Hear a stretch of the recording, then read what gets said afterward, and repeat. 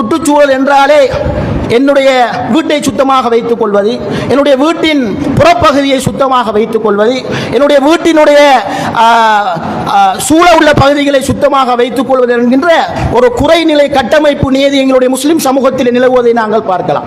தங்களுடைய வீட்டினுடைய சமையல் கழிவுகள், அதாவது கழிவறை கழிவுகள், அதே போன்று குளியலறை கழிவுகள், ஏன் படுக்கை அறை கழிவுகளை கூட தங்கு தடையின்றி யாரும் இல்லாத நேரங்கள் பார்த்து கவனிப்பாரற்று கிடக்கின்ற நிலங்களிலே கொட்டிவிட்டு வருகின்ற நிலைகளை எல்லாம் நாங்கள் பார்க்கலாம்.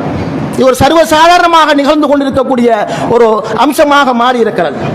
சில வீடுகளிலே குழந்தைகளை வைத்திருப்பவர்கள் அந்த குழந்தைகளுக்கு மாற்றுகின்ற அந்த டைப்பர்ஸை கூட அவர்கள் நேரம் பார்த்து ஏனையவர்களுடைய காணிகளிலும் முச்சந்திகளிலும் முடக்குகளிலும் மனித நடமாட்டம் இல்லாத நேரங்களை பார்த்து அங்கே வீசிவிட்டு வருகின்ற ஒரு நிலையை பார்க்கலாம். ரசூல் ஸல்லல்லாஹு அலைஹி வஸல்லம் அவர்கள் சொன்னார்கள், மன் ஆதல் முஃமினீன ஃபீ துருகிஹிம் ஃபகத் வஜபத் அலைஹிம் லானத்துல்லாஹ்.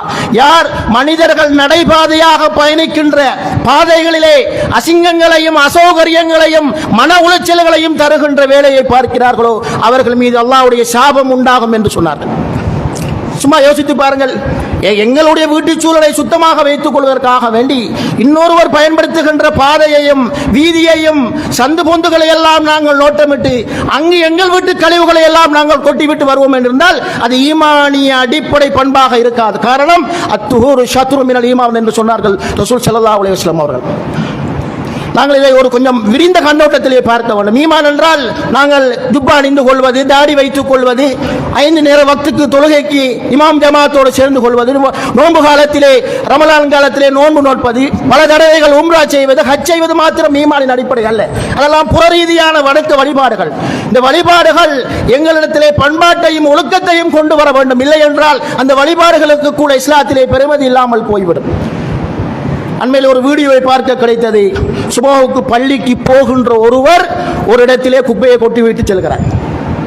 எத்தகைய ஒரு ஈமானிய பண்பு என்பதை பற்றி நாங்கள் சிந்திக்க வேண்டும்.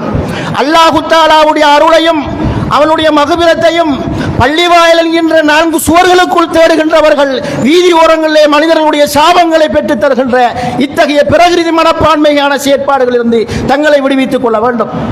இன்று நிறைய வடிகான்களிலே தங்களுடைய வீட்டு கழிவுகளை எல்லாம் அவர்கள் பட்டை போட்டு வைத்திருக்கிறார்கள். ஒரு சில இந்த ஊரிலே நாங்கள் சில இடங்களிலே செல்கின்ற பொழுது மிக மோசமான துருவாடை வந்து கொண்டிருக்கிறது. இவைகள் எங்களுடைய சுவாசத்திற்கும் எங்களுடைய ஆரோக்கியத்திற்கும் கேடு விளைவிக்கக்கூடியதாக இருந்து கொண்டிருக்கிறது.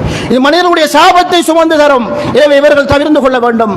எமது வீட்டு கழிவுகளை எங்களாலே நுகர முடியாமல் இருக்கின்ற பொழுது எப்படி நாங்கள் எங்களுடைய சகட்டு மேனிக்கு அவற்றை நாங்கள் பிறருடைய தலையிலே நாங்கள் கட்டிவிடுவது என்பதை பற்றிய சிந்திப்புகளை செய்ய வேண்டும். கண்ணியத்துக்குரிய சகோதரர்களே, இவை தனியாக பேசப்பட வேண்டிய தலைப்பு இருந்தும் நான் மிக சுருக்கமாக நான் இதனை அமைத்துக் கொள்கிறேன்.